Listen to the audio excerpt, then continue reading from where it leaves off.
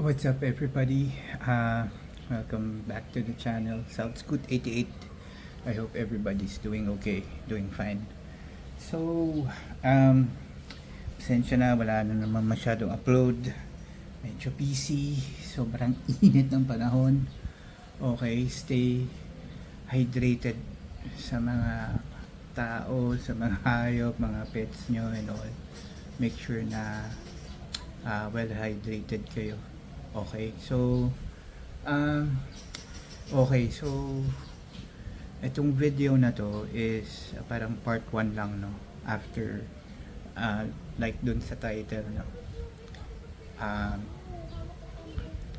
after a year of owning a ZX6R. So ano yung mga kailangan ko gawin, kumbaga yung first part was yun nga, nung pagkuha natin yung hard PMS and all, tapos palit ng gulong kasi second hand natin nakuha yun, pero ano yun,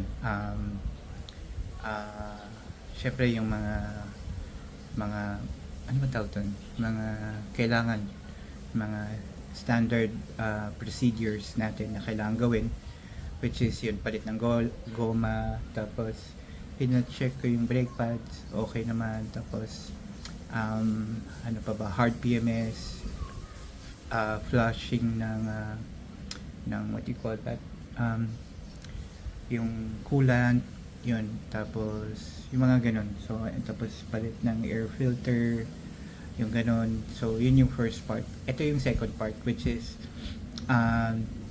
luckily na nagawa ko siya after nung mga na-mention kong kailangan gawin. Okay, so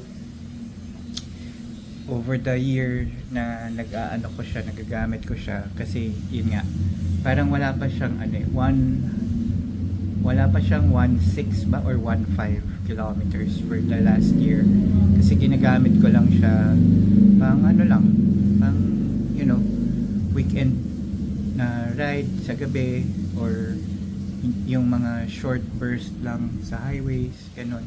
Hindi talaga yung rarely ko siya nagamit na yung mga 1 hour or so na tuloy-tuloy na biyahe. So usually mga 30 to 40 minutes lang, or less pa, ganun. Tapos pahinga, coffee, tapos ganun, uwi ulit. Yung ma-feel ko lang yung adrenaline niya sa highway. Yun yung purpose niya, no. So like I mentioned, yun yung mga nauna kong nagawa. Ngayon magwa 1 year na siya sa April 30, in a few days from now. So medyo kailangan ng palitan yung mga kailangan palitan na hindi na palitan nung first ko nahawakan siya. So kaya ganun. Hindi po nakapagtanong. Ano yung boss? Golden Acres Street. Ay, ito po yung Golden Acres. Hindi. Hindi po ito yung Golden Acres. Hello, sir. Hindi po ito yung Golden Acres na natinta ako. Anong... Hamilton. Hamilton. Hamilton. Ako po, lagot. Napasok ko ng Hamilton. Ako. Napasok ko tapos...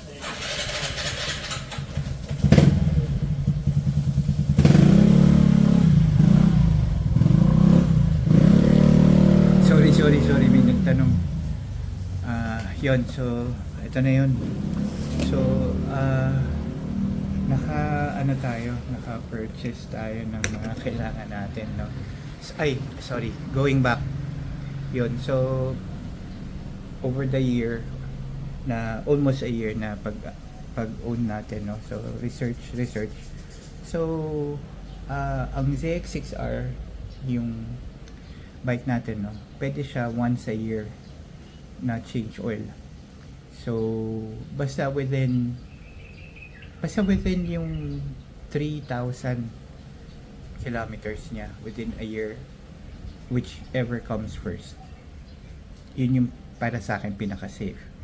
So sa akin wala pang 1,500. Pero yun nga, kasi since mag 1 year na siya, obligado talaga akong mag-change oil. Including ito, ang best practice ko is ito, palit ng tawag dito, palit ng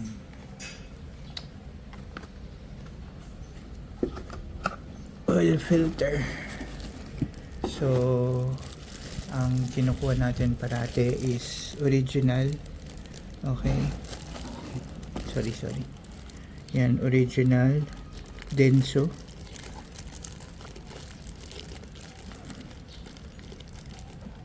Yan yung parati natin best practice, kasi meron naman mga mas yung like before, yung meron ako yung big bike ko na FZR, kasi ano pa ako nun paano ba, hindi ako ganun, hindi, maselan na ako nun. Kaya lang hindi pa knowledgeable nung time na yun. So nung nag-change oil ako nun, parang since tsaka old model siya, yung mga third party lang na ginagamit natin.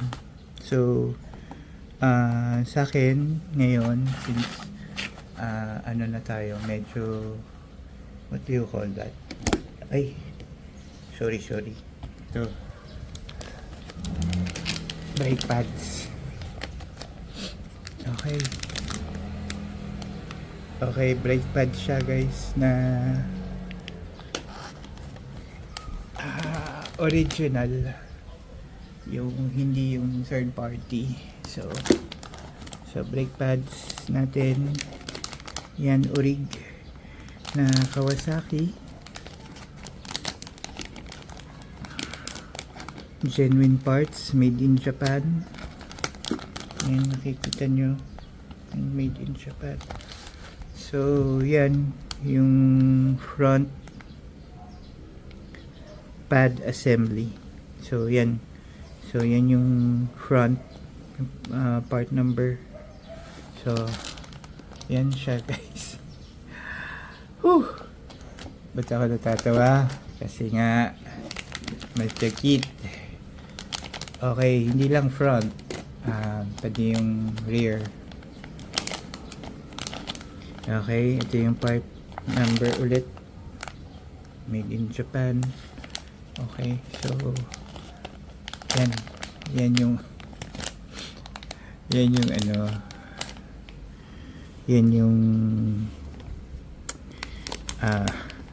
how do I say this, yan yung mga kailangan palitan natin sa, lalo na sa sa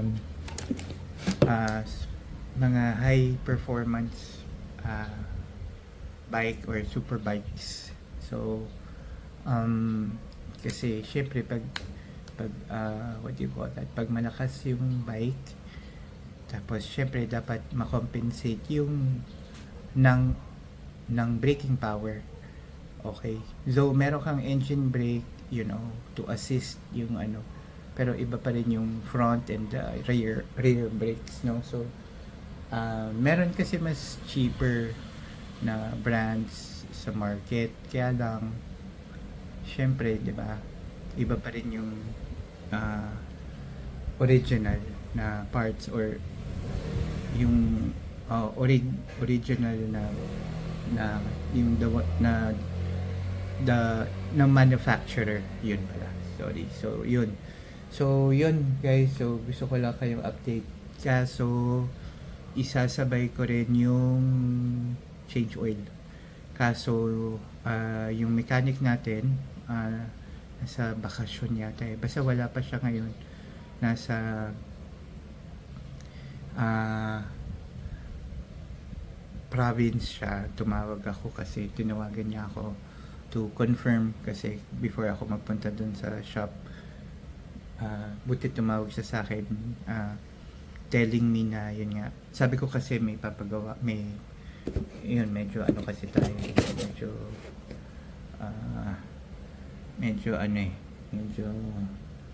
maselan tayo. So hanggat maaari isang mekaniko lang ang pwedeng, So yun, sabi niya sa ano pa siya, Thursday pa or Friday ang balik niya. So he'll let me know. So after nung makauwi siya from the province. So tsaka ko lang siya mapapa-hard hard PM, change oil. So yun, so same pa rin gagamitin. Alam ko liquid moly pa rin yung gagamitin namin na 1040, which is yung normal lang. Kasi hindi naman ako hardcore kasi isipin nyo 1 year na magwa 1 year, let's say 1 year na yung bike, wala pa siyang 1.5 or 1.6 eh. So talagang pang lang siya, pang unwind lang talaga siya, hindi siya yung tsaka hindi ko na rin kaya yung mga like I've mentioned, yung mga 1 hour straight or so na ride. Tapos sa super sport, sa sports bike, hindi na kaya. Na-try ko yun one time, parang nag-chill ride ako noon eh. Yung upload ko na Tagaytay via Calax, hindi ko lang na record yung all the way to Tagaytay, tapos ikot konti doon and then balik ulit. Parang nag-chill ride kasi ako noon, parang mga 80 lang takbo ko. 80, sabi mo ng mga 82 average ha, from yung buong time na yun na nagbabike ako. Parang mga ganun, mga 80-90 lang. So parang it took me mga 1 hour or so. Hindi siya meron pa akong parang meron pa akong wee break tsaka water break nun, or coffee break yata yun, nag-coffee ako nun. So ganun, parang siya, parang may pahinga pa ako ng mga 20 minutes, let's say, sa Tagaytay. So tapos ride ulit pabalik, average yung mga 80 ang takbo ko. So mga sabi mo ng 1 hour and 20 minutes yung ganong ginawa ko, mga estimate lang naman. So yun, tapos hindi naman ako pagod noon and all, pero nakakapagod siya. So going back, talagang lang siya, pang unwind lang. So yung next upload na gagawin ko, ito, yun nga, shinare ko sa inyo. Yan, tapos ito, yan, medyo siya, mahapdi, pero okay, ganun talaga eh, diba? So buti nga nagkaroon ako ng hindi siya isang bagsakan, kasi yun nga, hindi pinasilip ko siya, original pa yung brake pad niya, hindi pa from the beginning ha. So parang kung hindi ako nagkakamali, parang 13,000 ko lang nakuha yung Odo nung ni Wasabi, parang ganun, wala pa yatang 14. So talagang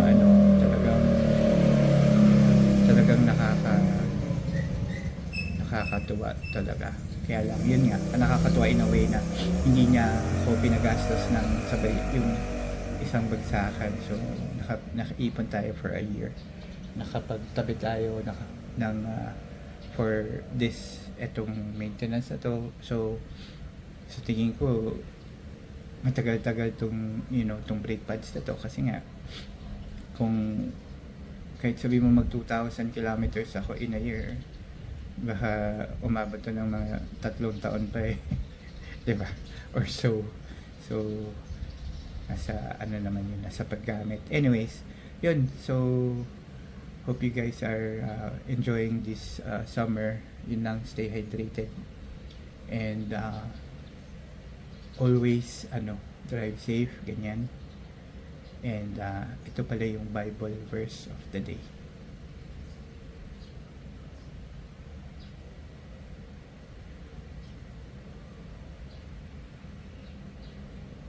Yun. So hindi ko nalagay siya sa first ng video kasi sobrang excitement na makapag-upload ulit kasi nga it's been a while, no? So yun, update ko kayo yung next part nito, next video pala, I mean, would be dun sa pag, yun na change oil na natin and all, you know, yung mga those things. And syempre feedback again, diba? Feedback again kung ano yung mararamdaman natin versus dun sa first time, kasi yung first PMS, yung change oil niya is syempre wala pa akong comparison nun prior, diba? So ngayon meron na, since magagawa natin siya ulit. So yun, upload ko yun. Again guys, thank you for watching. If you could, you know, click that notification bell and subscribe to our channel, it will be highly appreciated. Thank you sa inyo. Always drive safe guys. Drive safe and enjoy the ride. See you around guys. South Scoot 88. Thank you.